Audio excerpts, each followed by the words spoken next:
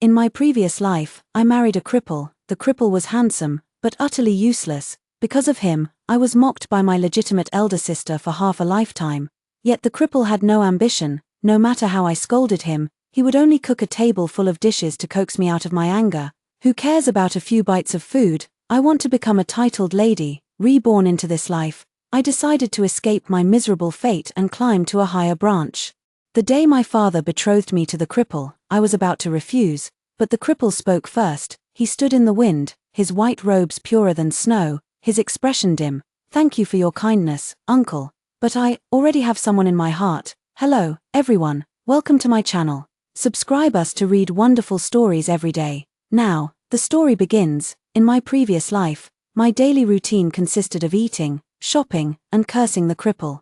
The cripple was as beautiful as a celestial being and the legitimate son of a noble family, but he had a limp and walked with a hobble. Others were cautious and dared not mention it in front of him. Only I insisted on pointing at his nose and calling him a cripple. He didn't get angry when I called him cripple over and over. He always just smiled. I said, "Cripple, what are you laughing at?" Cripple said, "When I see you, madam, my heart fills with joy, and I can't help but laugh." I said, "What use are you, anyway?" The cripple said, "I'm a good cook." I said, "Did you know my brother-in-law has been promoted to the 3rd rank?" The cripple thought for a moment, then pointed to a roadside stall. "This bracelet is beautiful. Madam, would you like to try it on?" I was furious, stomping my feet and cursing him.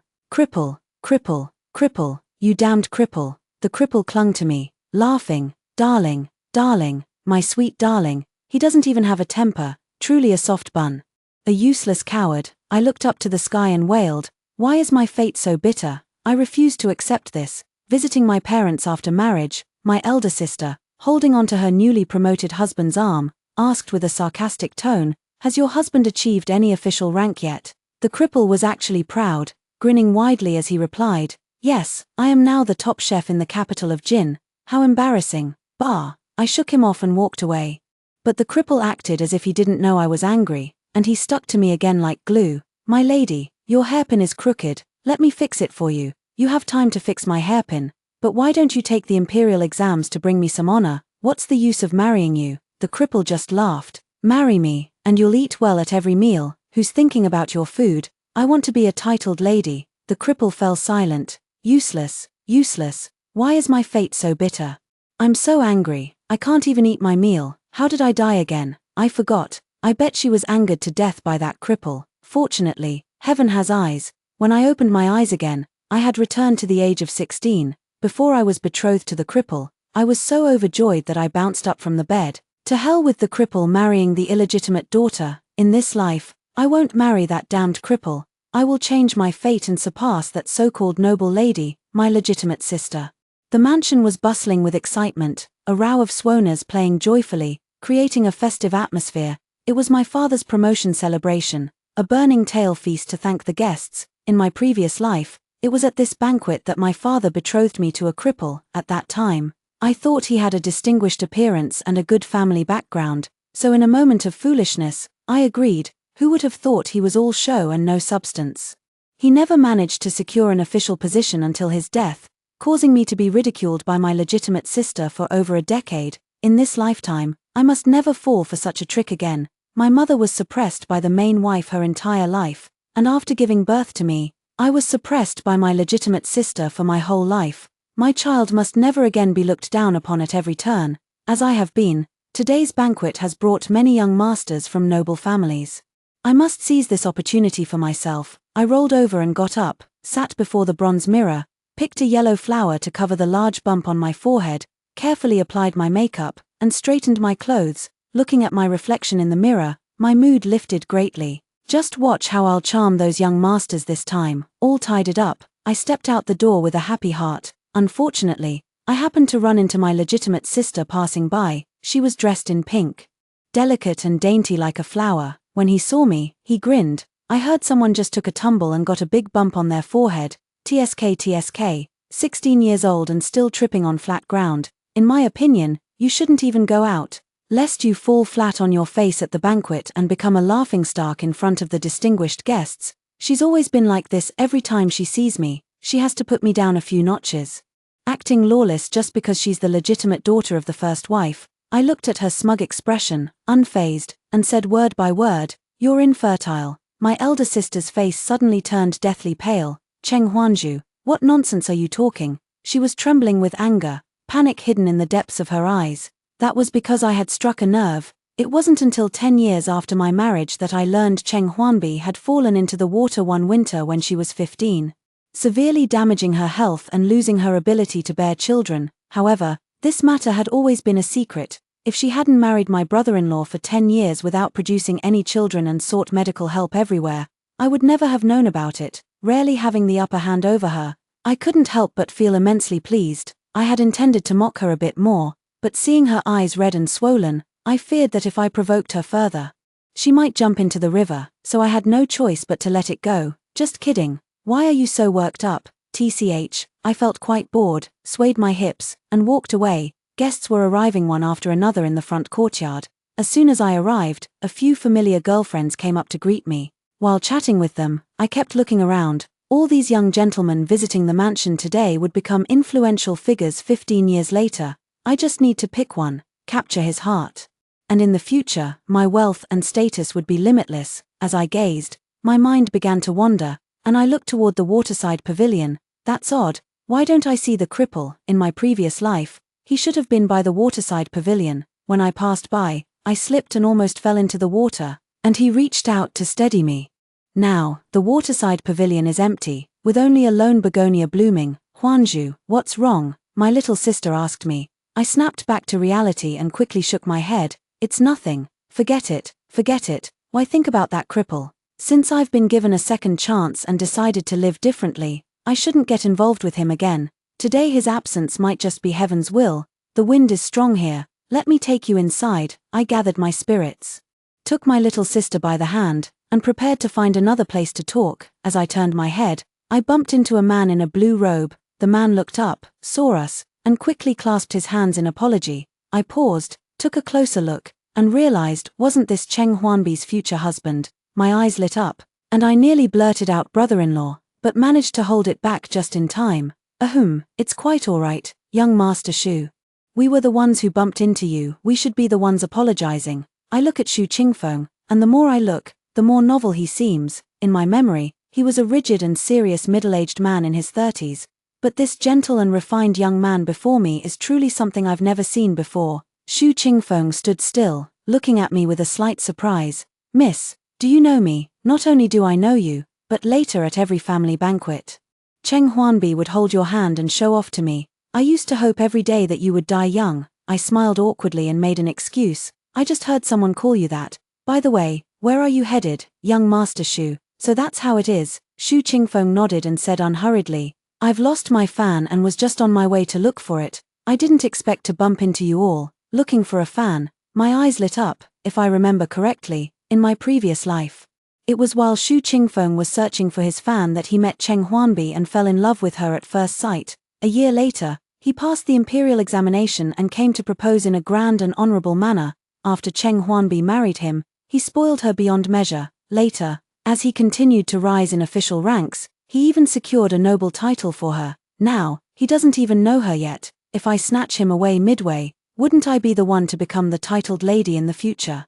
I looked up at him, thinking it over and over, but ultimately felt it wasn't right. I've called him brother-in-law for half my life. I really can't bring myself to do it. However, if I don't want it, Cheng Huanbi shouldn't have it either. I blinked and said with feigned seriousness, "A fan?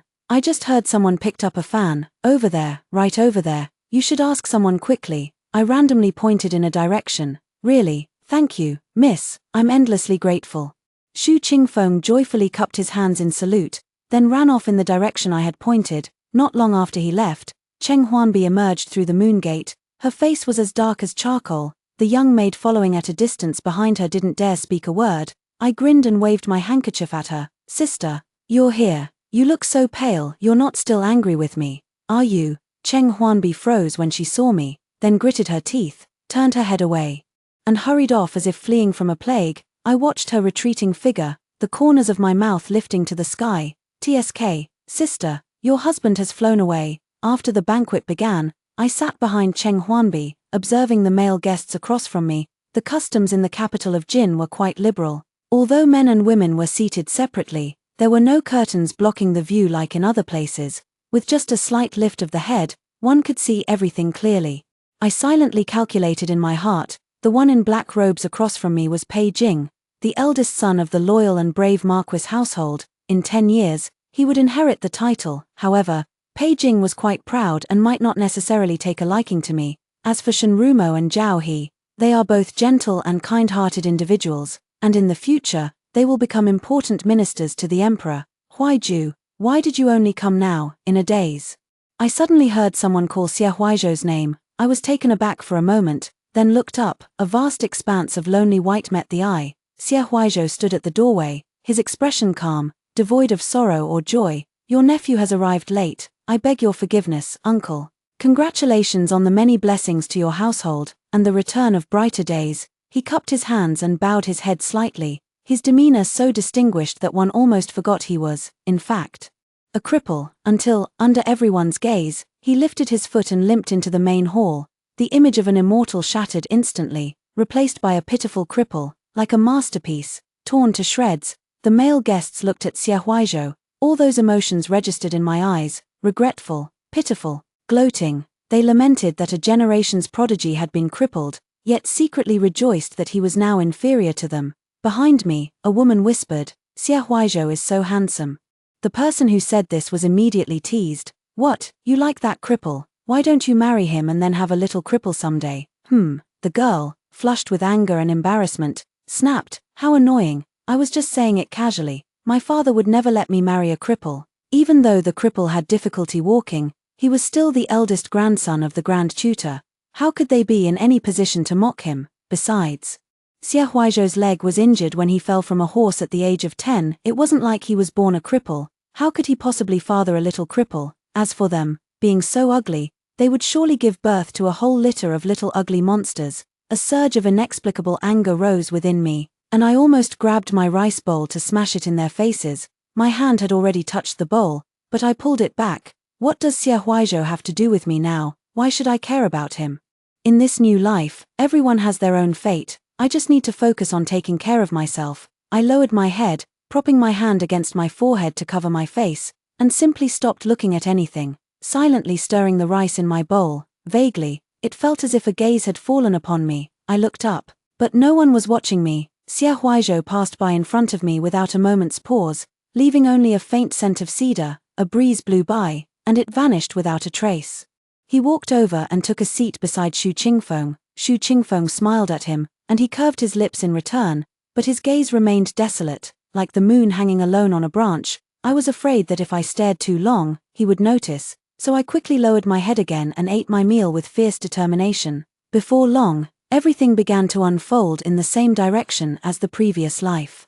My father started speaking with Xie Huaizhou, expressing great satisfaction in his words, and then asked that question, Huaizhou, you've reached the age for marriage. Have you settled on a lifelong partner? If not, why don't I take the initiative today and arrange? Finally, we've reached this point. I was secretly nervous, ready to bring out the excuse I had long prepared, and stood up to refuse.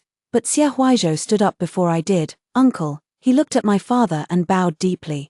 Thank you for your kindness, uncle, but I have already given my heart to someone else. I dare not trouble you any further. A sudden breeze swept in, carrying the chill of early spring into the room. I stared at him, momentarily stunned. He should have agreed. Could it be that many things have changed after being reborn in this life? Indeed, he didn't appear at the waterside pavilion today, and he was so late again. Every single detail is already vastly different from the previous life, so if he had fallen for another woman before this, it wouldn't be all that surprising. I sat quietly, a certain part of my heart suddenly aching as if something were tugging at it. How strange, what's wrong with me? I patted my chest, suppressing that strange feeling. Then I felt relieved. Fortunately, Xie Huaizhou already had someone else he fancied, which made everything end so easily, saving me a lot of trouble. Xie Huaizhou didn't say who the woman he fancied was. And my father didn't ask either, but since he had already made his stance clear, my father couldn't bring himself to continue pushing the matter with his old face, so the matter was just dropped. An hour later, the banquet concluded, and the guests bid their farewells one by one, leaving in groups. Under the pretense of seeing people off, I followed among them, quietly pulling out the handkerchief from my sleeve. ready to toss it out and find a destined person. As long as someone picked up my handkerchief, I could strike up a conversation with them. Once we started talking, wouldn't everything else be simple? Groups of young gentlemen passed through the garden, each one a future pillar of the state. It was truly dazzling to the eyes. After much deliberation, I settled on Shunrumo. He was the future Grand Tutor to the Crown Prince, known for his gentle and kind nature. Later, he married a woman who was an illiterate fishmonger from the market, which showed that he didn't mind a woman's background or whether she was educated. He was truly the perfect choice. I looked him over again and again, feeling extremely satisfied, and prepared to drop my handkerchief. Suddenly, I heard the women in front chattering excitedly. The jade-faced gentleman, look. It's the jade-faced gentleman. Ah, it really is him. His return to Jinju. So handsome, I think I'm going to faint. What jade-faced gentleman? I stood on tiptoe and looked over. And sure enough, I saw a tall, imposing figure. But before I could see his face, a sudden spring breeze arose, loosening the handkerchief in my hand. It was swept away and landed squarely on his face. The clamor abruptly ceased, and everyone stared at him in stunned silence. A moment later, the handsome gentleman reached up, removed the handkerchief from his face, glanced at it, and curved his lips into a slight smile. His eyes sparkled. But it was impossible to tell whether he was pleased or angered. Could it be that my appearance is so displeasing that I've offended someone's sight? I recognized him instantly, my heart pounding like a drum. Isn't this the future Prime Minister Yang Xiaosheng? In his youth, was he called the jade-faced gentleman? No one around could see where the handkerchief had blown in from, and they all turned their heads. Whose handkerchief is this? How disgraceful. I didn't dare to acknowledge it. Guiltily looking around, and chimed in, whose handkerchief is it? Whose is it? Step forward quickly. Naturally, no one responded. The voices of the crowd grew softer, the atmosphere unbearably awkward. Yang Xiaosheng glanced over the crowd and let out a mocking laugh. No one claims it. It seems the spring breeze has gifted it to me. In that case, I shall accept it. As he spoke, he tossed the handkerchief to the guard behind him. He offered a way out, and no one bothered to argue. So everyone present started laughing it off, letting the matter slide. My father hurried over from behind, not even bothering to wipe his sweat, and ushered him inside. Despite being an elder, he was timid and submissive in front of Yang Xiaosheng. After all, the Yang family's only son had personally come to offer congratulations. It was already a gesture of respect. I turned and watched them walk away, then quietly pulled a new handkerchief from my sleeve. Fortunately, I had a backup plan. So I wouldn't mess up the schedule. Sister Chen, wait. I found an excuse to run past Shunrumo, and the handkerchief in my sleeve cleverly fell right at his feet. I quickly turned back and exclaimed in a delicate, surprised tone, "Oh, my." Before he could finish reciting the poem, Shunrumo had already stepped on it. He was chatting cheerfully with the person beside him, noticing neither the handkerchief nor me. I was so angry that smoke practically rose from my head. What are you talking about? Can't you see such a beautiful woman right in front of you? I bent down, picked up the handkerchief that had been trampled black, and couldn't help cursing in my heart. When I looked up, I met a pair of cold eyes and instantly froze in place. Xie Huaizhou stood in front of me, and the moment he paused felt as long as 10,000 years, but he only glanced at me, without giving me any extra attention. The one who once had me in their heart now lowers their gaze, politely steps aside as if I were a stranger on the street, and walks toward the door. My heart tightened for a moment. In the end, I just tightened my grip on the handkerchief in my hand and did not look back. Chen Yue ran over. Huanzhu, what did you just call me for? I lifted my gaze. Having regained my composure, I just wanted to ask if you could pick me up for the flower festival the day after tomorrow. You know, the First Lady won't prepare a carriage for me. I thought it was something serious. You silly girl, I would have come to get you even if you hadn't asked. She pinched my cheek. I smiled, feeling much better. Today's plan to lose the handkerchief failed, but it doesn't really matter. The Flower Morning Festival is the day after tomorrow, and I still have another chance. Besides, it's not like I gained nothing at all. At least I managed to separate Xu Qingfeng and Cheng Huanbi in this lifetime. No one will ever spoil Cheng Huanbi again or earn her an imperial title. She can no longer boast to me. Thinking of this, I felt a surge of energy. Late at night, just as I was about to sleep, someone suddenly entered my room, saying the head wife wanted to see me. My heart raced with a bad feeling, but I had no choice but to go. Upon arriving at the main wife's room, she dismissed everyone. As soon as the door closed, she slapped me without any explanation. How dare you have the audacity to bully my daughter? I was knocked to the ground. the taste of blood seeping from the corner of my mouth, and I looked at her in confusion. Mother. Don't call me mother, you and your little mother are equally disgusting. She grabbed my face and asked through gritted teeth, who told you about Huanbi's illness? I was stunned for a moment, and finally understood that her sudden outburst was because Cheng Huanbi had complained to her. Knowing the reason, I actually calmed down. What could she do to me? At most, she would slap me a few times, scold me, and make me kneel in punishment for a few days. I lowered my eyes, just as I had countless times before, showing weakness and admitting fault to avoid further suffering. Mother, I was just playing around with my sister. I didn't mean it. Please forgive me. Another harsh slap followed. I don't care how much you actually know. From now on, if you dare speak another word of gossip about Huanbi, I'll tear your mouth apart. Someone, take her to the ancestral hall and make her copy their admonitions for women 100 times. She is not allowed to eat until she finishes. The door burst open, and two elderly matrons grabbed me, dragging me toward the ancestral hall. At the entrance of the ancestral hall, I saw Cheng Huanbi. She was terrified. Her eyes red as she pleaded, Cheng Huanju, it wasn't me who told mother. I really didn't. The maid behind her was sobbing uncontrollably. Yes, it was me who told the madam. I saw the young lady being bullied, and in a moment of anger, the mistress and her maid are as close as flesh and blood. What difference does it make who reported it? I felt utterly bored and turned my eyes away, not wanting to look at them. Two matrons threw me to the ground, tossed a pile of papers at me, and slammed the door shut with a bang. I slowly sat down and picked up the brush to copy their admonitions for women. The chill of early spring seeped up from the cracks in the ground, freezing my hands and feet, but in my heart, there was no resentment, nor hatred. The first madam would fall gravely ill and pass away just 1 year after my marriage. There was no need for me to hold a grudge against someone who was soon to die. I just want to leave this house as soon as possible. I've been copying their admonitions for women for 2 days and still haven't finished. Cheng Huanbi was once punished to copy their admonitions for women too. I remember she secretly cursed while copying, saying this thing was harmful. Fortunately, I don't know many characters and have no idea what this book is about, so I won't get angry. But hunger is something hard to endure. By the second night, I was already drowsy and couldn't stop nodding off. I don't remember when I fell asleep.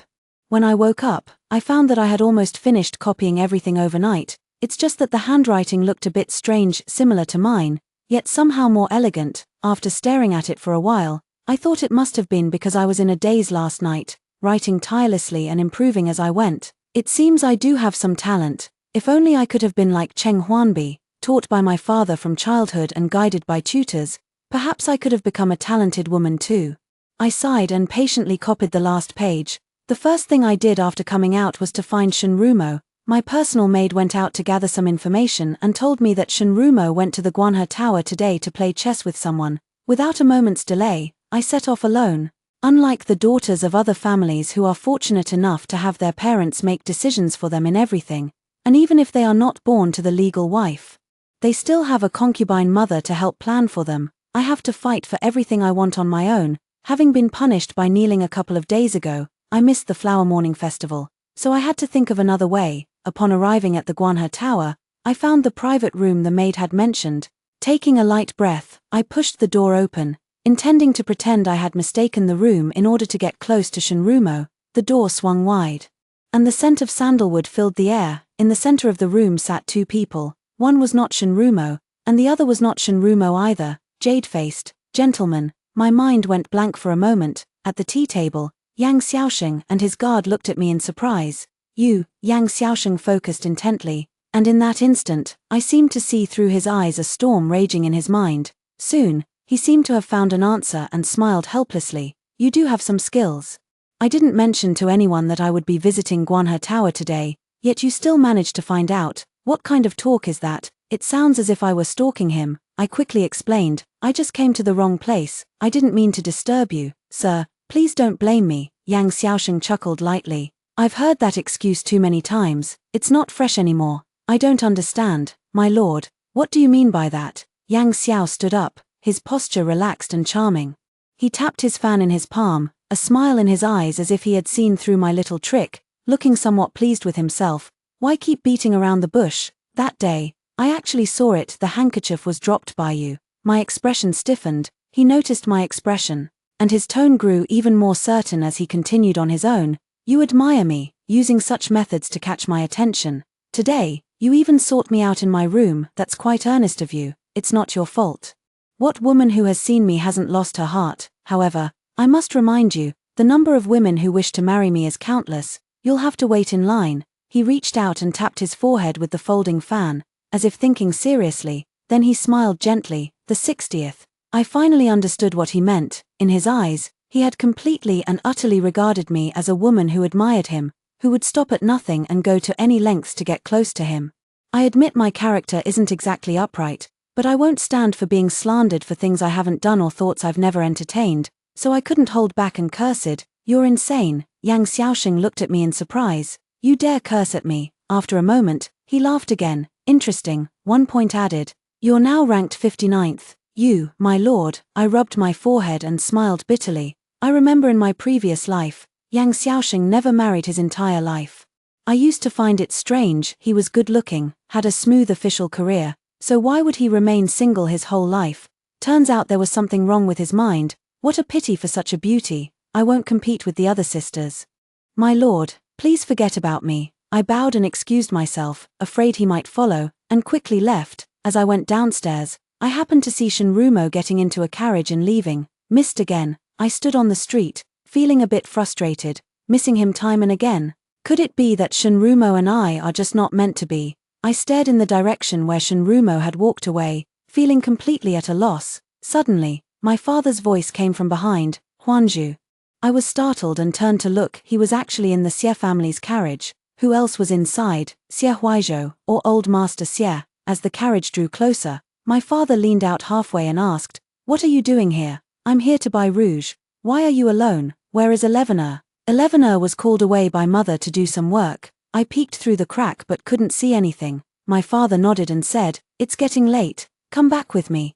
He leaned halfway out of the front door of the carriage and reached out his hand, wanting to pull me up. I hesitated for a moment. My father and I have always been quite distant. He and the first wife were childhood sweethearts, but while she was pregnant with his child, he secretly took my mother as his concubine, and I was born. The first wife was furious, and he didn't dare to help us, only giving us a dilapidated house and leaving us to fend for ourselves. It wasn't until I was 9 years old, after my mother died of illness, that he finally brought me back to the main house. After I entered the household, the first wife despised me for my lack of upbringing, frequently beating and scolding me, and he never once stood up for me. Only in front of outsiders would he show a little affection, putting on a show for others. I looked at my father's hand, and in the end, I just grabbed his sleeve and climbed up. The carriage door opened, and sure enough, sitting on the left was Xie Huaizhou.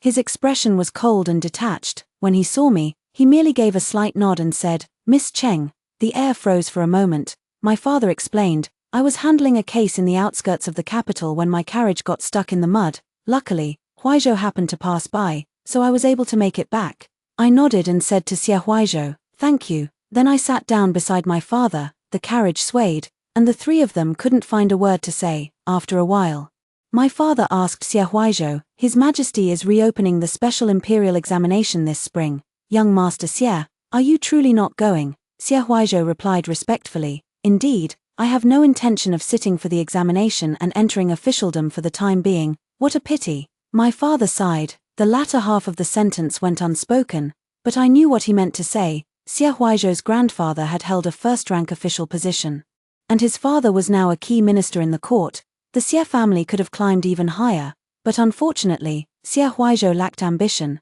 By his generation, the family's decline was evident. In my previous life, I had heard this said to Xie Huaizhou by countless people so many times that I had memorized the words. Xie Huaizhou pressed his lips together in a faint smile and remained silent, his gaze drifting to the scenery outside the carriage window, his expression distant and detached.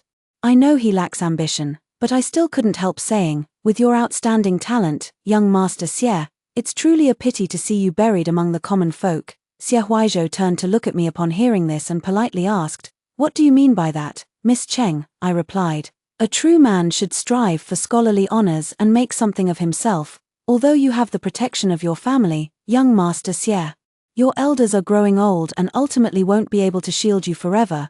Don't you have someone you care for, without any official rank? If unexpected changes occur in the future, how will you be able to protect her? Besides, What woman in this world doesn't wish for her husband to achieve fame and success, to realize great ambitions? Even if Xielang doesn't care about it himself, how can he know that she doesn't care, that her parents don't care, if Xielang truly cares for her? He should still consider this carefully. Xie Huaizhou looked at me, somewhat dazed. After a moment, he smiled, as if having understood something. What Miss Cheng says is absolutely right. I will think it over carefully. I nodded. Anyway, I've said all I should say. I hope Xie Huaizhou can make some changes in this lifetime. Returning to the Cheng residence, just as I was about to head back to my room, I saw several maids from Cheng Huanbi's quarters carrying stacks of items inside. Among them were some silks and satins, which even from a distance looked extraordinary. I found it strange and stopped a maid to ask. The maid said with a smile, "Second miss, you don't know, but the day before yesterday, our eldest miss picked up young Master Pei of the loyal and brave Marquisite's fan. It was just a small gesture, but young Master Pei insisted on thanking our eldest miss. Over the past 2 days, he has already sent many gifts." After saying that, the maid happily walked away. Looking at the piles of treasures, I was so angry I could almost see smoke coming out of my 7 orifices. I broke up Cheng Huanbi and Shu Qingfeng, and now a young marquis pops up. Fans, it's a nest of fans. I was so worried that I couldn't eat or sleep, staying awake until dawn. Early in the morning, I went out alone and found Yang Xiaosheng. "My lord, what must I do to be first in your heart?" Back at the Cheng Manor, I saw Cheng Huanbi from afar. She wanted to speak to me, but I didn't give her the chance, quickly walking away. In both this life and the last, I seemed to be at odds with her. As the saying goes, when a woman pursues a man, it's as easy as separating a layer of gauze. Although Yang Xiaosheng was flirtatious and unrestrained, I believed that as long as I treated him well, given time, he would eventually fall for me. In the days that followed, gifts from the loyal and brave Marquis Manor kept pouring in. I also continuously sent gifts to Yang Xiaosheng. He loved to play chess, so I would often go to the crane-watching tower to accidentally meet him and play with him. At first, I just played along, praising him whenever he moved a finger or shifted his bottom, making him feel lightheaded and his face flush with pride. Later, as we kept playing, I always lost, which made me competitive, so, when he wasn't looking, I would secretly move his pieces. When he caught me, he gritted his teeth in anger. "Your chess etiquette reflects your character. How could you be so despicable?" Points deducted. Deductions aside, when I returned to the crane tower a couple of days later, he had already set up the chessboard waiting for me. A few days later, he hosted an elegant gathering at the Yang residence and sent me an invitation. I used to think his claim that dozens of girls wanted to marry him was just a bluff. It wasn't until I arrived at the Yang residence that I realized he hadn't been lying at all. When I arrived, the Yang residence was already packed to the brim. At the banquet, Yang Xiaosheng was the center of attention, reciting poetry, engaging in spirited debates with scholars, and carrying himself with an unrestrained, carefree demeanor. Everyone else had elegant verses and clever responses, while I, sitting below, could only clap and cheer incessantly. Yang Xiaosheng secretly found me, pressing his temples as he said, "Please don't do that, you're making me look like a storyteller. How about this? There are plenty of tea and snacks prepared in the backyard. Go enjoy yourself there." I was actually getting tired of the noise too, so I happily went to indulge in the tea and snacks. Later, they were painting in the garden, and I was at the very back drawing a turtle. The other girls all painted very well, but I thought mine wasn't bad either. I picked up my painting, feeling quite pleased. What a thoroughly satisfying competition it was. On the first day of the 3rd lunar month, only 2 days remained until the spring imperial examinations. When Sister Chen came to visit me, she casually mentioned that she had made a felt hat for her own brother to keep him warm from the cold, and then asked me, "Huanzhu, aren't you going to make something for your brother?" I shook my head. I'm not close with that brother of mine, and if he really needs anything, Cheng Huanbi can make it for him. Why should I get involved? However, Yang Xiaosheng is also taking the spring imperial examination. This is my chance to make a good impression. Making something from scratch is too late, so I'll have to go out and buy it. No sooner said than done. That evening, I donned my cloak, braved the wind, and delivered the felt hat into Yang Xiaosheng's hands. These past few days, a late spring cold snap had brought a sudden drop in temperature, leaving the streets sparsely populated. Yang Xiaosheng took the felt hat, raising an eyebrow. "You're quite thoughtful. Did you make this yourself?" I smiled sweetly. "Indeed, I've been thinking about your upcoming imperial examination. Worried you might get cold. I worked day and night to finish it, and I'm glad I made it in time." Yang Xiaosheng examined the felt hat over and over. The style is quite unique. And the craftsmanship is good, but the material is a bit lacking. If it were made of fox fur, it would be warmer. Still, I don't mind it." He held the felt hat in his arms, glanced at me, and the corners of his mouth lifted into a smile. Just then, a vendor pushing a two-wheeled cart passed by, shouting, "Felt hats, top-quality rabbit fur felt hats, selling cheap." Yang Xiaosheng froze, looking at the vendor's hat, then back at the one in his own hands. Trembling with anger, he said, "You're trying to fool me with this. What? I don't understand. It's getting late. I wish you success in the imperial examination." I curtsied and ran off. A month passed in the blink of an eye. The day the results were posted, Chen Yue and I squeezed through the crowd together, searching for names. "My brother passed," Chen Yue exclaimed, looking back a few rows, then vigorously shook me. "Huanzhu, your brother passed too." "Yes, I see him." I don't care whether Cheng Huanbi's brother passed the exam or not. I just looked at Yang Xiaosheng's name at the top of the list and felt completely at ease. Just as I was about to leave, something inexplicable made me turn back and read all 400 names on the list from beginning to end, then from end to beginning. I wanted to find Xie Huaizhou's name, but he wasn't on the list. I searched many times, but found nothing. He failed the exam. People around him were buzzing with discussion. The jade-faced gentleman topped the list. How impressive. What's so strange about that? It would be strange if he weren't the top scorer. Xie's son isn't on the list. How odd. He was famous throughout the Southern Commandery at the age of 9, and everyone said he was no less talented than the jade-faced gentleman. I never expected he would fail the exam, a fame-seeking fraud. In all these years, has he ever composed a single decent poem?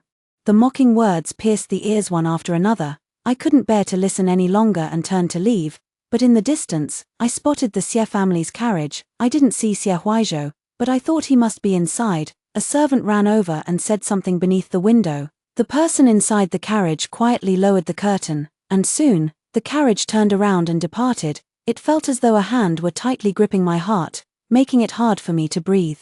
I don't know what's wrong with me. I've always disliked cripples, yet seeing him fail the imperial exam now leaves me with an indescribable discomfort. On my way home, I saw Yang Xiaosheng. He was sitting in his family's carriage, looking triumphant, and gave me a smile. A heaviness settled in my chest. I merely nodded, then turned and left. The next morning, during breakfast, my father suddenly remarked, "I hear the Xie family's young master has joined the army." It was like a bolt of lightning striking my heart. I stiffened, unable to believe it. What? But he's a scholar, and he's also and he's a cripple. Yes, who would have thought? Everyone outside is saying that Xie Huaizhou was driven mad by failing the imperial examination. I bit my lip tightly. My fingers clenched until they turned white, still unable to believe how drastically his fate had changed in this lifetime. Could it be because of those few words I said to him? I gripped my chopsticks tightly, my knuckles turning white, feeling a pang of regret in my heart. I shouldn't have said those words. Actually, even if Xie Huaizhou didn't pursue fame and fortune, living an ordinary, peaceful, and happy life wouldn't be bad at all. Now that he has joined the army, who knows how many dangers he will face. This time, I was wrong. On the third day, the entire Cheng family went to Nanshan Temple to observe fasting and fulfill their vows before the spring examinations. The madam had made a vow before the Buddha, and now that my brother had passed with flying colors, it was only natural to go and fulfill that vow. On the way, the madam, Cheng Huanbi, and I were in the same carriage. She held Cheng Huanbi's hand and spoke to her, treating me as if I were invisible. Only before entering the temple did she coldly admonish me, "You've always been ill-mannered, and I've always turned a blind eye and not bothered with you, but Nanshan Temple is a sacred Buddhist site. You'd best not cause any trouble for me, or else, I will not let you off lightly." I pursed my lips and smiled. "All right, mother." She didn't like it when I called her mother, but couldn't find fault with it, so she entered with a dark expression. Nanshan Temple is nestled in the mountains. Very tranquil, yet the incense offerings are abundant. Many pilgrims, like us, have come to fulfill vows and are staying there. My father and brother only stayed for 1 day, because they still had official duties to attend to. They returned to Jinju ahead of schedule, agreeing to come back for us in 10 days. On the third night, unable to sleep, I wandered around alone and ended up in the unattended main hall. The Buddha statue is dignified and solemn, evoking a sense of reverence in one's heart.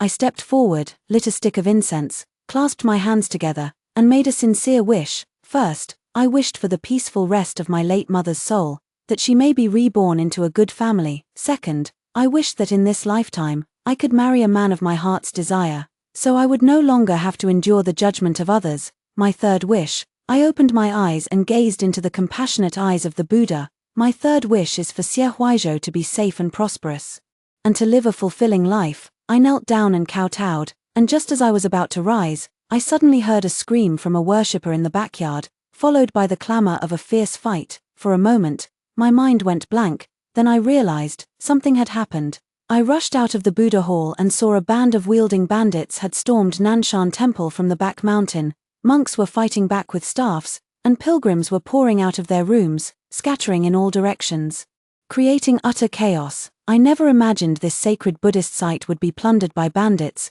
Several people ran past me, and I instinctively followed, but then I heard a cry. There were several female pilgrims being dragged away. I hesitated for a moment, but eventually stopped in my tracks, turned back to the main hall, grabbed the bronze-cast demon-subduing staff nearby, and rushed over. Having grown up in the streets as a child, I had endured countless beatings just to steal a bite to eat, which had made me agile and tough. Holding the 40-pound demon-subduing pestle, even random swings could strike down a few bandits. However, the situation was urgent, and I only managed to save 2 people. Fortunately, the monks were holding the front line, allowing us to escape safely. Led by a young novice monk, the group fled down the mountain under the cover of night and hid in a cave concealed behind a waterfall. A few bandits pursued us but failed to find our hiding spot, so they eventually turned back. The first wife, rescued by someone unknown, ended up squeezed in with us. Her hair was disheveled, her face streaked with tears, and she was crying so hard she nearly fainted,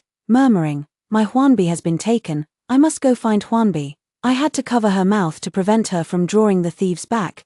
The night was as dark as ink, and the sounds of fierce fighting in the temple, along with waves of agonized screams, reached the foot of the mountain. Even the deafening roar of the waterfall couldn't completely drown them out. All of us were soaked, cold, and terrified, huddled together, not daring to breathe too loudly. Among the group, aside from the young novice monk leading the way, all were women. In such a life-or-death situation, even the most composed lady couldn't help but tremble with fear. The elder lady huddled beside me, stifling her sobs as she tightly clutched the corner of my clothes. I sighed inwardly, never expecting that in such a critical moment, I would end up together with the elder lady. After what felt like an eternity, the mountain fell silent. The young novice who had led us into the cave went out to investigate and informed us that the bandits had finished their plundering and fled deeper into the mountains. We dared not return to the temple recklessly and had no choice but to leave the cave as quickly as possible to seek shelter in the nearest village. Everyone agreed. Only the first lady, overwhelmed with grief, kept begging me, "We can't leave, Huanbi has been taken, Huanzhu, let's go look for her." "Okay, she might still be in the temple, you're so skilled, you saved others, please save your sister too." "Mother, we don't even know if there are still bandits in the temple. Are you trying to send me to my death?" I shook her off and tried to follow the others. She threw herself at me again, clutching me desperately, kneeling and pleading, "Huanzhu, I'm begging you, please save Huanbi." She cried with a broken heart. The once high and mighty Madame Cheng, who used to order me around, had long lost her airs. Looking pitiful like a drowned dog, the young monk had already headed toward the main road. The others didn't dare to delay for the 2 of us and followed him, leaving only the first lady and me in front of the cave. I had never been with her like this before, not like today. I looked toward the mountain. The bandits had set a fire, and the temple was already burning. Thick, billowing smoke, like a monstrous giant, stared down at me. After a long while, I sighed and looked at the first madam. "Mother, you've always thought me vulgar and ill-bred, but did you ever imagine that one day you'd be kneeling and begging me to save your daughter?" She was desperate for me to save Cheng Huanbi and didn't mind my sarcasm, just weeping with a mournful voice. "I was wrong, Huanzhu, I treated you poorly. I don't deserve to live, but Huanbi is a good child. She has never said a single bad word about you in front of me. My birth mother never said a single bad word about you either, yet you still caused her death." She froze for a moment, released my hand, as if she couldn't believe I would say such a thing. "So you've always hated me because you think I caused your mother's death? How could you believe I harmed her? Back then, I never made things difficult for you. I found it ridiculous." "Never made things difficult. You abandoned us in a dilapidated house full of drafts, ignored us completely, forbade father from bringing us back to the mansion, let us suffer all kinds of humiliation, allowed my mother to die ill in that small room. Have you forgotten everything you did?" Then what else did you want me to do? Furious and humiliated, she broke down. She was my personal maid, the one I trusted most, yet she climbed into my husband's bed while I was pregnant. How did you expect me to treat her? Do you know how many times I wished her dead? I could have easily framed her with some crime, sent her to the authorities to ensure she wouldn't survive, but I didn't. Out of regard for our past master-servant relationship, I spared her and even gave her a place to live. Wasn't I merciful enough? I once thought that at the very least, the first wife knew how cruel she was. Turns out, in her own mind, she actually considers herself merciful. It seems I'm the one who doesn't know what's good for me. I was utterly disappointed and shook my head. First wife, you know perfectly well that my birth mother was timid and fearful, and utterly loyal to you. She would never have thought of seducing my father. As a weak woman, if my father wanted her, how could she have resisted? Have you ever considered who it is that truly wronged you? You've always complained that I lack upbringing, that I oppose you at every turn. It's true, I do hold hostility toward you, but my defiance isn't for my own sake. It's because I can't stand the injustice my birth mother suffered during those years in the small courtyard. She missed you every day. She said she had been with you since she was 6 years old. You taught her to read and write, to make tea. In spring, you would go to the outskirts to dig for wild vegetables and play house. In winter, you would snuggle together by the bedside, doing needlework. She always murmured that she was sorry for you, even though she was the biggest victim. Yet she hoped every day that you could forgive her. My mother was such a good person. Yet you only saw her as a seductress trying to lure your husband. You refused to see her even once, refused to listen to a single word she had to say, let alone stand up for her. Do you deserve her respect and love, madam? Perhaps these words finally shook her awake, reminding her that many years ago, she and my mother had been the closest of sisters. Madam stared at me blankly, trembling all over. She had no way to refute it. A moment later, her body went limp like a collapsing sand pile, and she knelt on the ground. It's not like this, it's not like this. Choked with sobs, she covered her face and cried uncontrollably, collapsing into a heap. I looked at her, took a deep breath to calm myself, and then turned my gaze toward the direction of the temple. In the end, I still picked up the demon-subduing staff beside me and began walking up the mountain. Perhaps Cheng Huanbi really was still inside. The temple was already on fire. If she was in there, wouldn't she be burned alive? I held my breath and cautiously approached the temple. The temple had been burned down, and the stench of charred remains filled the air. At the entrance, a lean bandit was rummaging through the corpses, even trying to pry the silver teeth from the mouths of the dead. After observing for a long time and confirming that he was the only one left, I began to approach him from behind.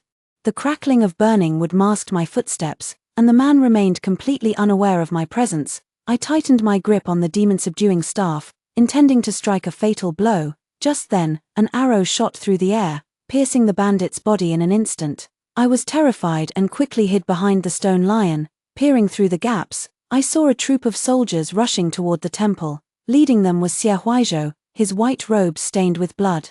His expression stern and imposing, he stepped into the flames. Who's there? Come out now, someone shouted. I threw aside the demon-subduing staff and walked out. Xie Huaizhou froze. Miss Cheng. He quickly ran towards me, but stopped abruptly just a foot away. His gaze was like a tightly drawn string that had finally loosened. It's such a relief that you're all right. For a moment, I even had the illusion, does he remember me too? Before I could think further, another question suddenly popped into my mind. Wait, why isn't his leg lame anymore? I never expected to meet Xie Huaizhou here. He said that he and a group of brothers who had enlisted in the army were heading north when they happened upon those bandits who had plundered a great deal of treasure and captured many women.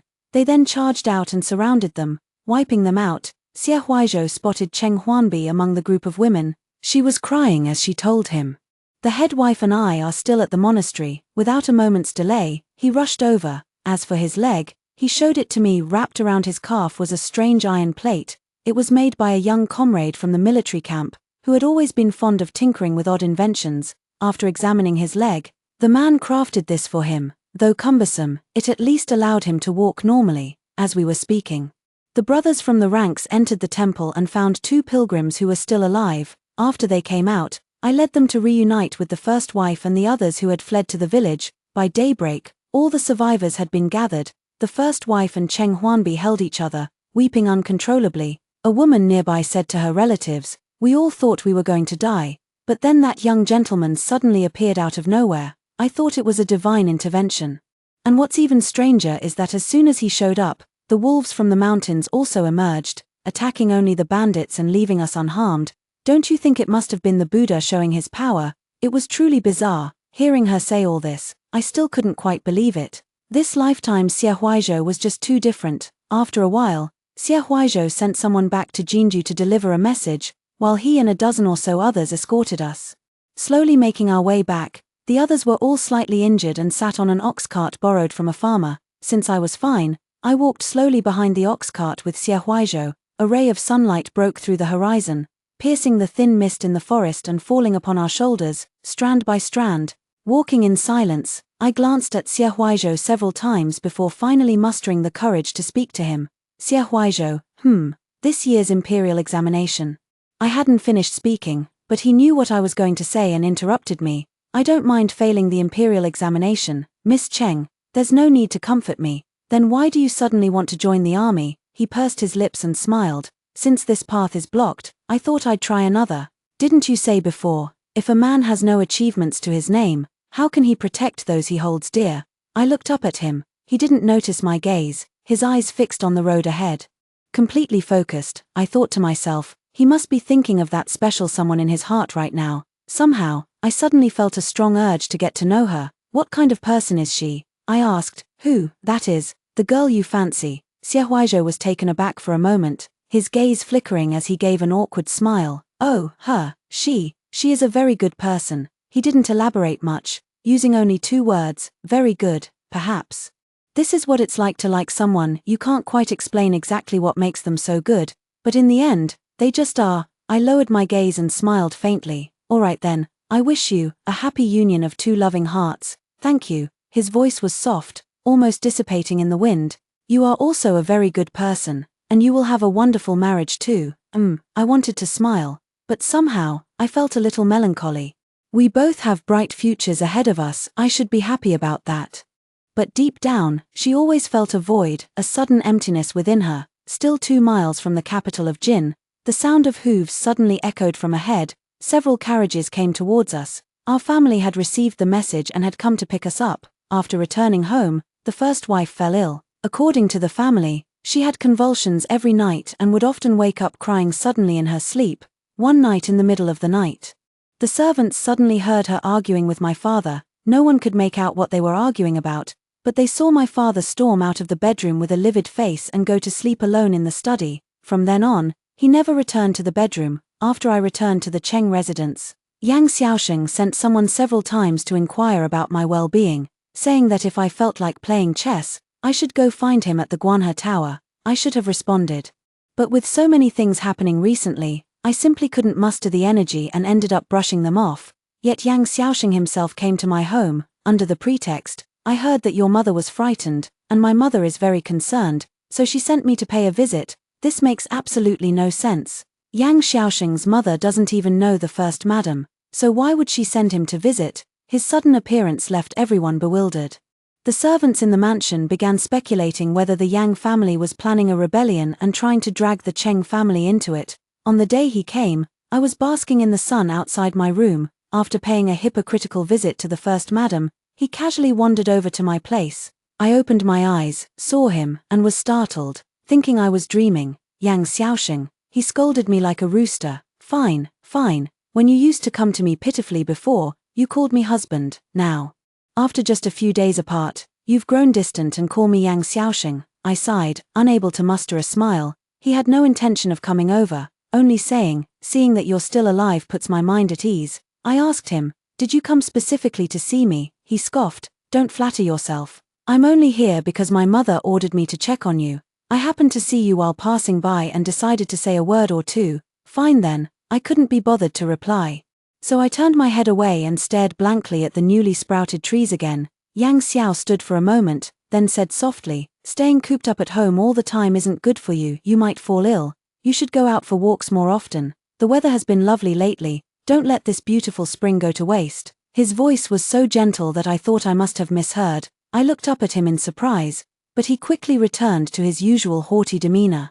I have many matters to attend to, he declared. I'm leaving now. Perhaps because of the improving weather, the first madam's health gradually began to recover. She was no longer bedridden, but her spirits were much worse than before. She would always sit under the crabapple tree in front of the house, sitting there all day long, and no one knew what she was thinking. Cheng Huanbi came to see me once, asking if I had said anything to the first mistress. I just smiled and said, "Sister, how could I possibly have a chance to speak with the first mistress?" She thought about it and realized that was indeed the case, then left with a heavy heart. Half a month later, my birthday arrived. It wasn't until Chen Yu's carriage stopped at my doorstep that I remembered this matter. "I knew your family would never remember your birthday, so I specially reserved a table at Fuman Restaurant to celebrate with you. Sister Chen, you're so kind." I threw myself into her arms. I met her 3 years ago, and I can't quite remember how it happened, but we just clicked like two peas in a pod, and ever since then, we've often sought each other out to hang out. Fumanlu is the most famous restaurant in Jinju. I've heard that their chefs are the best in the world. Today, not only Chen Yue but also some other girlfriends came to keep me company. We chatted for a long time before all the dishes were finally served. Perhaps I wasn't in the best mood. I didn't feel like eating anything. Seeing this, Chen Yue picked up a pig's trotter with her chopsticks. "Huanju, this trotter is really delicious. You should try it. How can Juju not eat piggy on her birthday?" I obediently took a bite. Surprisingly, I found this flavor that everyone in the capital praised to be really not that great. Chen Yue, however, found the taste quite good and praised it effusively. She chatted with me about everything under the sun, and eventually, the conversation turned to Xie Huaizhou. He really got lucky. The news of his success in the last bandit suppression reached the emperor's ears, and His Majesty immediately summoned him to the palace to bestow rewards. I heard he was given a whole chest of gold. He's become quite the celebrity these days. So many people were lining up to host banquets for him. A few days ago, the emperor appointed him as a commandant and sent him to pacify the northern commandery. I think he set off today. I haven't seen Xie Huaizhou since that last time. I've only heard scattered bits and pieces about him from others. I heard he was appointed as a commandant and thought he would stay in the capital of Jin. I never expected that he would actually go to the northern prefecture. That place has always been unstable. Who knows what he might encounter there? I was a bit distracted, and I didn't really hear what Zhao Yue said afterward. She just sat to the side, occasionally smiling along, barely touching the food. After a while, a waiter from Fumanlu suddenly came up carrying a bowl of noodles. He placed the noodles in front of me and said with a smile, "I heard it's the young lady's birthday tonight. Fumanlu specially offers you a bowl of longevity noodles. Wishing you a joyful birthday." Without giving it much thought, I thanked him, taking out her purse to give a tip. The waiter quickly waved his hand. No, the noodles are complimentary. "Miss, there's no need for a tip." With that, he swiftly went downstairs. Fumanlu is surprisingly kind. Seeing this, Chen Yue pushed the noodles in front of me and said with a smile, "Huanju, have a bite quickly." I had no appetite, but not wanting to disappoint her, I lowered my head and took a bite. The moment the tip of my tongue touched the noodles, my whole body trembled. The taste was so familiar, as if I had eaten it somewhere before. I stared at the bowl of noodles in astonishment. But my mind was a complete blank. I simply couldn't remember. Where exactly have I eaten this before? That night, I had a dream. When I woke up, my pillow was soaked with tears, but I couldn't remember at all what I had dreamed about. The next day, someone sent an invitation to our home. It was said that the Yang family matriarch had organized an event, securing a plot of land in the southern part of the city to host a polo match and inviting us to join the fun.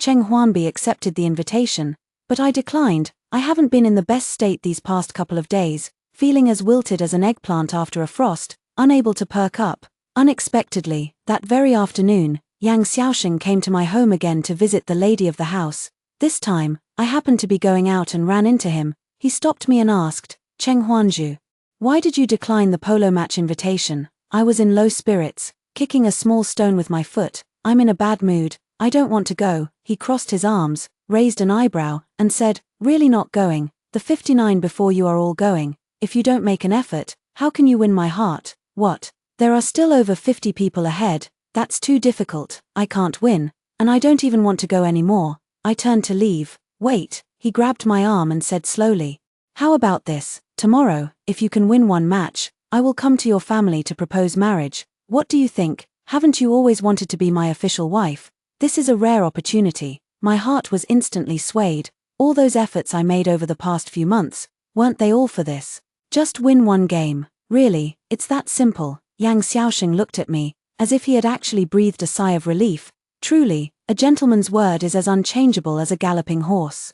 On the day of the polo match, a great many people indeed came. It was said that even Princess Anli, who hadn't returned to the Jin capital for a long time, was in attendance. As soon as Cheng Huanbi stepped down from the carriage, Pei Jing from the Zhongyong Marquis residence came forward to greet her. He looked at her with eager eyes. "Miss Cheng, I haven't seen you for many days. I was terribly worried when I heard about your recent peril, by the way.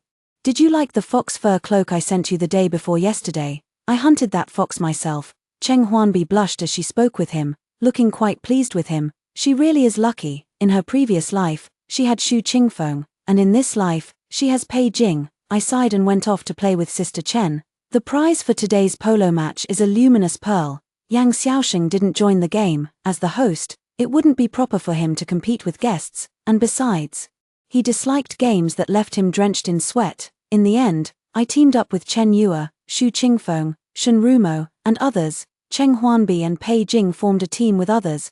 Before the competition, Pei Jing had already been boasting that he would win the night luminescent pearl and give it to Cheng Huanbi. It annoyed me to hear that I was only brought back to the Cheng family after I turned 9, to prevent me from embarrassing the family. My father crammed my education by hiring tutors to teach me reading, playing the qin, and horseback riding. Although I hadn't mastered it thoroughly, I could still manage to play around. Besides, with a best-of-3 format, I only needed to win one game, but I had overestimated myself. Sister Chen and Shen Rumo were exceptionally skilled in equestrianism, and despite giving it my all, I ended up holding them back, losing 2 games in a row. After 2 rounds, it suddenly started to rain. So we had to pause and wait for the rain to stop before continuing. Sister Chen and the others didn't blame me, saying it was just a game and not to take it to heart, but I felt somewhat discouraged. After sitting for a while, I walked alone into the woods, feeling gloomy. To relieve myself, suddenly, I spotted 2 people standing under the covered bridge. One was Yang Xiaoxing, and the other was the rumored Princess Anli. In the grove, water droplets kept falling from the leaves, pitter-pattering. Yet their conversation still reached my ears clearly. Yang Xiaoxing toyed with his folding fan, his voice full of disdain. "Who, Cheng Huanju? She's nothing but a plaything in my palm, something to amuse myself with in idle moments to pass the time. How could I possibly have feelings for her? Utterly ridiculous." Princess Anla smiled, looking very pleased. They were indeed lying to me. I knew it. You would never like that kind of person. I stood under the tree, feeling as if I had been struck on the head, but I wasn't heartbroken. I didn't care whether he liked me or not, as long as he kept his promise that if I won a match, he would come to propose. I cared about nothing else, but he was just toying with me, treating me like a plaything. I had put in so much effort, and he was playing me like this. In the distance, faintly, it seemed someone was calling my name. Only then did I realize the rain had stopped. The 2 under the covered bridge seemed to have noticed something. I bent down and quickly ran away. At the field, Cheng Huanbi called out to me from afar. "Hey, Cheng Huanju, are we still playing?" I clenched my fist. "Play? Why wouldn't we play? Not only do I want to win 1 round, I want to win all 3 rounds. Take the prize, and throw it in Yang Xiaoxing's face," telling him I don't care about him at all. With the experience from the first 2 rounds, I had become much more skilled by the 3rd round. As I mounted the horse, I saw Yang Xiaoxing return to the viewing platform. I gripped the reins and charged into the arena with fury. The rain-soaked field was slippery, limiting the movements of Cheng Huanbi and others who feared falling, but I wasn't afraid. Moving in and out repeatedly, I kept scoring goals and easily won the 3rd round. Pei Jing, who had been confident of victory, was somewhat surprised to see us win a round, but then we went on to win the 4th round as well. Soon, it was the 5th round. Cheng Huanbi was running out of stamina, his movements growing slower and slower, but I charged ahead alone, dribbling the ball toward the goal. 1 more goal, and we would win. I never thought anything else could go wrong, until Pei Jing's polo stick hooked my horse's hind leg. In a dizzying whirl, both I and my horse were thrown to the ground. I landed heavily on the ground, while Pei Jing's horse leaped high and came stomping down toward my body. In that instant, time seemed to stretch out, slow and heavy. I stared at the horse's hooves above my head, my mind roaring with noise. A flood of memories, like wild horses breaking free, rushed screaming into my mind. Suddenly, I remembered how I had died. On the 11th year of marrying Xie Huaizhou, the first day of the winter month, we had a huge fight, and for the entire day, I didn't say a single word to Xie Huaizhou. I forbade him from following me, from appearing anywhere in my line of sight. On the second day of the winter month, I went out alone to buy rouge. Xie Huaizhou was worried and followed from a distance, not daring to let me notice. It was so cold that day, drizzling with rain, and the streets were sparsely populated. I was walking ahead and had long noticed Xie Huaizhou. I wanted him to come over, under the umbrella, but couldn't bring myself to say it. As we walked, a horse suddenly rushed out from nowhere, charging toward two children playing in the middle of the street. In that instant, I instinctively rushed over and pushed them away, but I myself didn't manage to dodge in time. That horse stomped on my chest, shattering my bones. In a daze, I heard Xie Huaizhou's desperate cry, "Huanzhu." I opened my mouth, but only vomited blood continuously. Unable to utter a single word, that day, Xie Huaizhou carried me, rushing through the streets of the capital seeking medical help. He was already lame, and in his panic, his limp became even more pronounced, causing him to stumble and fall many times. But my injuries were far too severe, even a deity couldn't have saved me. Every medical clinic shut its doors, unwilling to take me in, and in the end, I still died. That day, the whole street heard Xie Huaizhou's crying. Remembering all this, I naturally also remembered that I never actually disliked Xie Huaizhou. In fact, I really liked the dishes he cooked, and I really liked him too. I was just used to bullying him, used to waiting for him to come and comfort me. I also remembered the words I wanted to tell him before I died but couldn't manage to say. Xie Huaizhou, when I said I regretted marrying you, I was actually lying. A few drops of muddy water splashed onto my face, jolting me out of my memories. Everything happened in an instant. Pei Jing's horse was about to trample down on my head. At the moment of life hanging by a thread, another horse rushed out from the side, knocked Pei Jing away, and stood in front of me. It was actually Xu Qingfeng. He stood in front of Pei Jing, glaring angrily. "Young Marquis, what do you think you're doing?" Pei Jing, enraged and humiliated, scrambled up from the mud, wiped the filth from his face, and cursed, "What kind of thing are you? How dare you crash into me?" At this moment, Cheng Huanbi also dismounted and ran over to help me up, glaring angrily at Pei Jing. "Pei Jing, it's just a game, win or lose. What does it matter? How could you go so far as to risk someone's life?" Pei Jing stammered, I just wanted to win that luminous pearl for you. Bah, you're the one with a twisted heart, unable to accept defeat, and now you're trying to kill my sister while using me as an excuse. It's utterly disgusting." Cheng Huanbi spat at him. She had always been very satisfied with Pei Jing, but at this moment, she completely stood on the opposite side from him. I stared at her, my mind feeling dizzy and confused. Actually, Cheng Huanbi wasn't that bad after all. In my previous life, although she always showed off to me and tried to outdo me, when I was bullied by the servants, she would harshly punish those people. When I was arguing with her and was punished by the head wife to copy their admonitions for women, unable to leave the ancestral hall, she secretly helped me finish copying it. Later, when I was injured by a horse, she was also the first to come and help. I smiled and said softly, "Cheng Huanbi, actually, your illness can be cured. As long as you stop taking the medicine you're currently on, your body will recover on its own." In my previous life, many years later, she met a divine doctor who said that her body would have naturally recovered if she had just taken good care of it. Unfortunately, in her desperation to find a cure, she took too much medicine, which ended up harming her instead. Cheng Huanbi didn't understand why I suddenly said that and looked at me in confusion. "What are you talking about? Never mind, don't speak for now, let the doctor check if you're injured first." As she spoke, she and the others carried me into the viewing platform.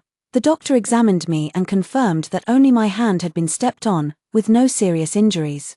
Cheng Huanbi finally felt relieved. While the physician was bandaging me, she looked at Xu Qingfeng beside her and said, "Thank you for saving my sister, young master." Xu Qingfeng smiled. "No need for thanks, anyone who encountered such a situation would have stepped forward." Cheng Huanbi asked him, "May I ask your name?" "Young master, I am Xu Qingfeng." The Xu Qingfeng as in a light breeze slowly blowing. Xu Qingfeng, the one who ranked second in the imperial examination.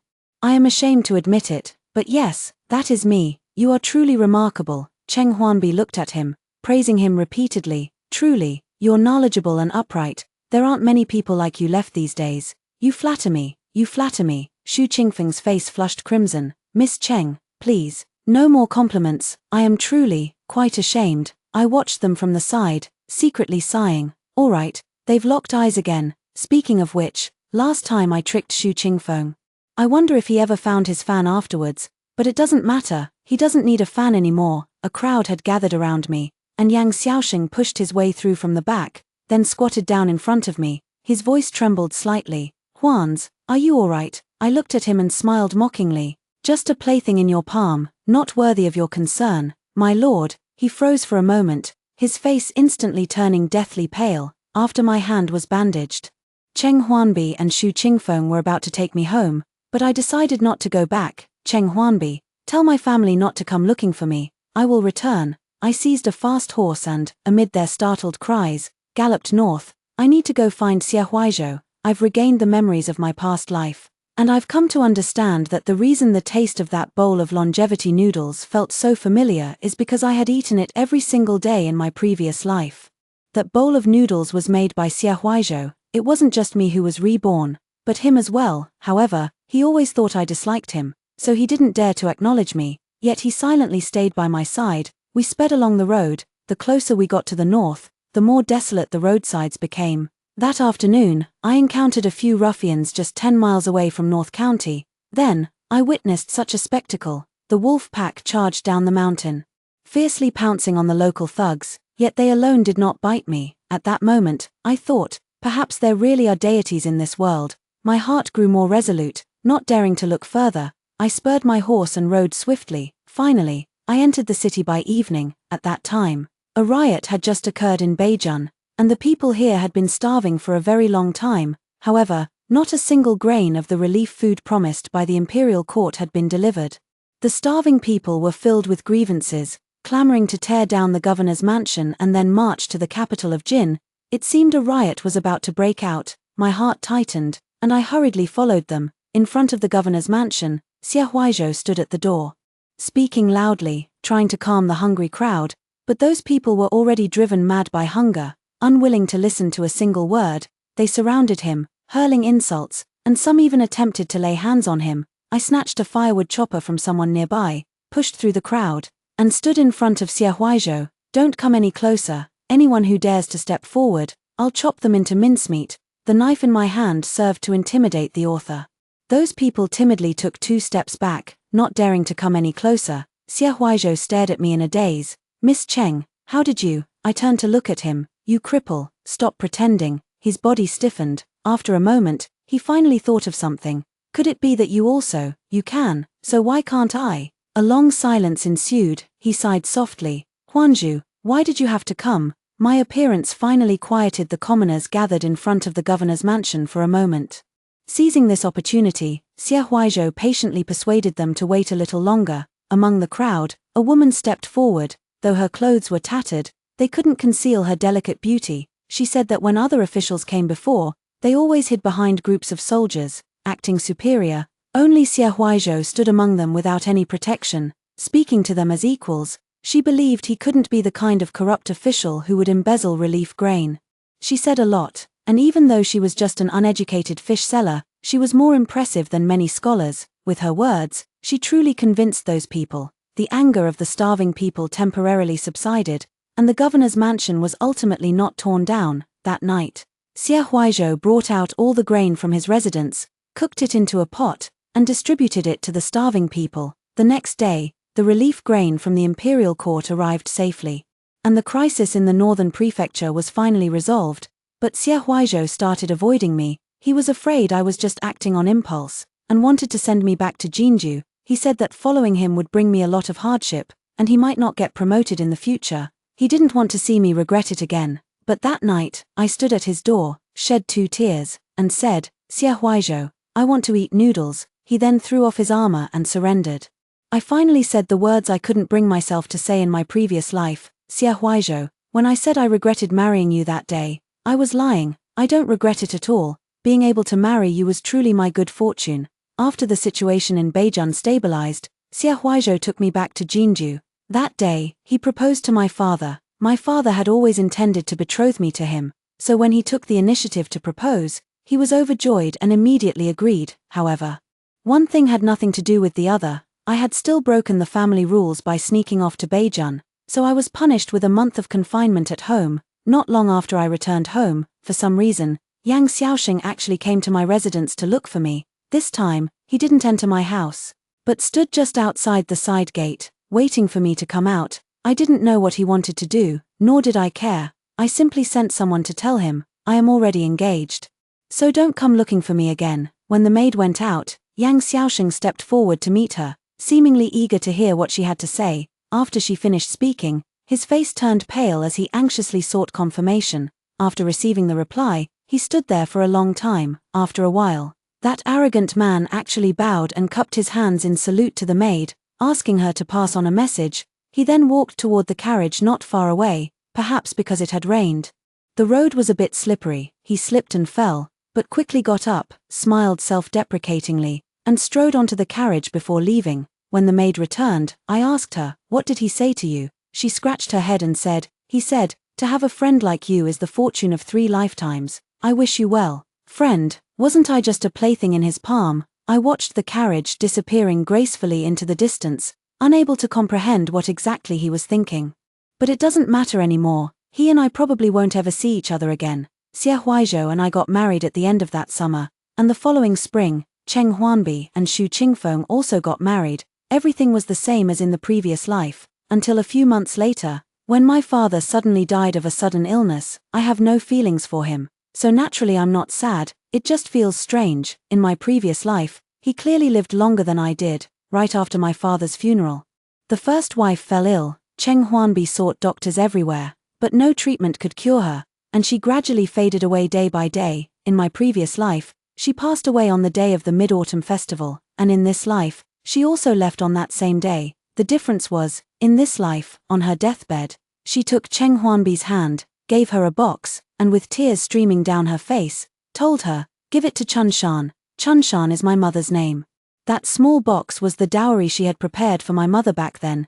Cheng Huanbi gave the box to me. I opened it and looked inside. There were some silver notes and land deeds, a lot of them, as many as Cheng Huanbi's dowry. All the grievances were finally let go. The heavy stone that had been pressing down somewhere deep in my heart for many years, at this very moment, finally flew away like a light, fluttering piece of paper. After handling the funeral arrangements for the first wife, a little dog suddenly ran into the house, chubby and fair-skinned, very cute. It had been a long time since I had been so happy. I held the puppy in my arms, unable to put it down. Xie Huaizhou asked me, "Do you like dogs?" I said, "Of course, dogs are so adorable. You know what, I once had a dog too. Its name was Xiaobai, and it was fair and strong, extremely majestic. You have no idea how smart it was. If it were a person, it could have been a great general." My eyes dimmed. "It's a pity it died later." Xie Huaizhou was silent for a moment, then said, "Then shall we take this puppy home?" I patted the dog's head and shook my own. If Xiaobai knew I was keeping another dog, he would definitely think I don't love him anymore. He was my only puppy, and I won't keep any other dogs. Give it to Cheng Huanbi. Since the first madam passed away, she's been very depressed lately. Keeping a dog might cheer her up. Let's go. I think this is a great idea. So I hold the dog and go to find her. I look back at Xie Huaizhou, but he is smiling. What are you laughing at? The happiness in his eyes is almost overflowing. Seeing my wife fills me with joy, so of course I smile. Side story, Xie Huaizhou. When Cheng Huanju was 6 years old, she rescued a lone white wolf. The white wolf had an injured leg and was extremely weak. Cheng Huanju asked it, little dog, what's wrong with you?" The white wolf bared its teeth. "I'm a wolf, not some little dog." Cheng Huanju couldn't understand. She dragged him home, hid him behind the house, and secretly took care of him. She had seen her stepmother bandage herself, so she imitated her stepmother's actions and bandaged the white wolf. Because it hurt too much, he bared his fangs and snarled at her. She snarled back, "I saved you out of kindness. What are you snarling at?" As she spoke, she used a cloth strip to tie his mouth shut. The white wolf admitted defeat and stopped moving. At that time, Cheng Huanju still lived with her stepmother in a dilapidated courtyard on the outskirts of the city. Life was very frugal. They didn't exactly have to eat chaff and swallow vegetables, but they barely had enough to fill their stomachs. Even so, she would secretly save some food every day to feed the white wolf, relying on the meager leftovers each day. The white wolf slowly recovered, though its leg never fully healed and it remained a bit lame. But it didn't matter, he had 4 legs. Cheng Huanju took care of him day after day, and he began to develop a slight fondness for this human child. When he saw her, he felt happy and let out a couple of "Ao Wu" sounds. Cheng Huanju was shocked and corrected him. "Why are you going Ao Wu?" Ao Wu, Don't you know how to bark? Follow me, woof, woof, White Wolf. How dare you? I am the White Wolf, the god of the forest, the supreme and unparalleled one of the wolf tribe. Cheng Huanju patted his head. Good little dog, follow me, woof woof, White Wolf. All right. He opened his mouth, woof woof. He was never able to change it back after that. Cheng Huanju was about to give him a name. How about calling you Xiao Bai? The White Wolf sneered. Ha, who would want such a name? Cheng Huanju waved her little hand. Xiao Bai, come here. The White Wolf hurried over. Coming.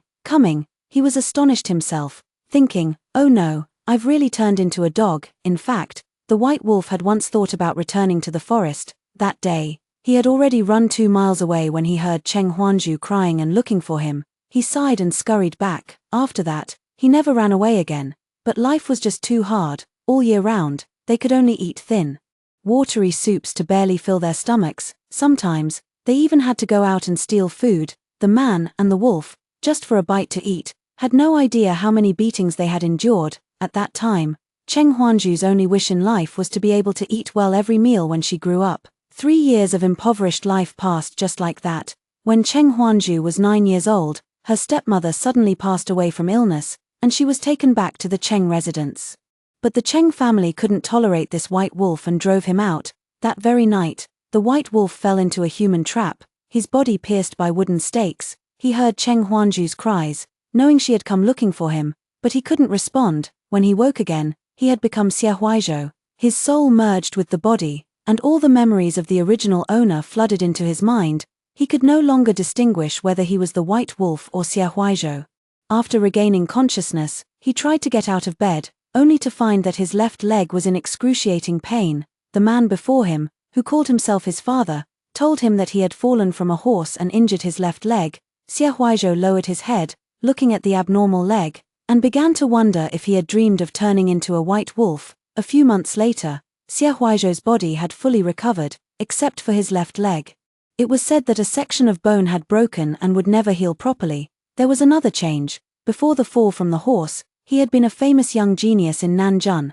After falling from the horse, his sense of genius disappeared. He could no longer write timeless masterpieces effortlessly as he once did. Even some ordinary articles now seemed obscure and hard to understand. His father noticed all of this and couldn't help but feel disappointed, yet he comforted him, saying that being able to survive was already a blessing from the gods. From then on, he only hoped that he could live a peaceful and safe life. At the age of 17, his father was promoted, and the whole family moved back to the capital of Jin. 7 years had passed, and he had long forgotten that absurd dream, completely becoming Xie Huaizhou. Until that flower morning festival, he once again encountered Cheng Huanju, even though 7 years had gone by. That person had appeared countless times in his dreams. He would never mistake her. His heart raced wildly, yet he suppressed his emotions with great effort, sending someone to inquire about her identity. The person who returned told him that the young lady was a daughter of the Cheng family, named Cheng Huanju. 16 years old, she had been raised elsewhere since birth and was only brought back to the Cheng residence at the age of 9. Everything matched up. It wasn't a dream. This person had truly existed in his life. After that, he began intentionally approaching her, leaving an impression on her, and frequently appearing before her father. Half a year later, they were engaged. Xie Huaizhou had never forgotten that her dream was to eat well at every meal, so before they got married, he began learning how to cook. If she loved to eat, he would make delicious food for her for a lifetime. Let her eat well at every meal. Side story, Yang Xiaosheng. Yang Xiaosheng never expected that Princess Anli would attend the polo match that day. She had a notorious reputation in her fiefdom for bullying men and women alike. It was rumored that she was extremely jealous. Last year, she took a liking to a scholar, but merely because he had once complimented a young woman, she had that woman drowned in the river. This time, upon returning to the capital of Jin, Princess Anli seemed to have set her sights on Yang Xiaosheng. Going out of her way to get close to him and inquire about his preferences, while he was changing clothes, Princess Anli waited by the covered bridge and asked him if he liked Cheng Huanju. Yang Xiaosheng wasn't afraid of a princess, but he did worry that she might go mad and harm Cheng Huanju. He had no choice but to play along and brush her off for the time being, since she wouldn't be staying in the capital for long anyway. So he said, Cheng Huanju was merely a plaything in his palm, meant for his amusement. He had never developed any real feelings for her. He never expected that these words would be overheard by Cheng Huanju. In the final round of the polo match, Cheng Huanju was injured. He rushed to check on her in a panic, only to hear her say, "A mere plaything is not worth your concern." My lord, his mind went completely blank. No wonder she had suddenly started fighting desperately from the third round onward. It turned out she had been wounded by those words. He had wanted to explain, but Princess Anli was right there at the time, and he couldn't speak. When he later tried to find her again, she was no longer in the capital of Jin, and as for where she had gone, the Cheng family refused to tell him. Half a month later, he heard that Cheng Huanju had returned. So without a moment's delay, he immediately went to look for her, only to find out that she was already engaged. The other party was someone he knew, a person of excellent character and appearance, from a respectable family background, and someone truly worthy of entrusting one's life to. It was clear that Cheng Huanju and he were not just playing around. Yang Xiaosheng was never the type to compete with others over a woman, he thought, since she was already engaged. The truth of what happened back then no longer mattered. He stood at the door for a long time. There are many things I want to say, but they all seem inappropriate now. In the end, with a simple wish for your well-being, we ended this relationship with dignity. As he was leaving, he stumbled and fell. That fall jolted him awake. When did Yang Xiaosheng become someone who indulges in love? His ambitions lie in the court and the vast world. How could romantic entanglements disturb his resolve? He laughed heartily and walked away, never looking back. Many years later, he had already become the prime minister. While passing by the Guanhe Tower, he encountered a family of three, hand in hand, with beaming smiles. He felt somewhat dazed. If there hadn't been that misunderstanding back then, how would things have turned out? Cheng Huanju did not know that even if she had not won a single match back then, he would still have gone to propose marriage. If not for the unforeseen events that followed, the couple holding their child in front of Guanhe Tower today would have been him and Cheng Huanju. But after thinking it over, he felt it was impossible. He could never be like Xie Huaizhou, devoting his entire heart to his wife and children, accompanying them day after day. Moreover, he held a high position and had to constantly guard against petty individuals. Many matters were beyond his control. If Cheng Huanju had truly followed him, she might not have been as happy as she is today. This little episode only briefly distracted him for a moment. Soon, he withdrew his gaze and began to ponder other matters. The court was full of unpredictable schemes, and he still had many troubles to deal with. The end.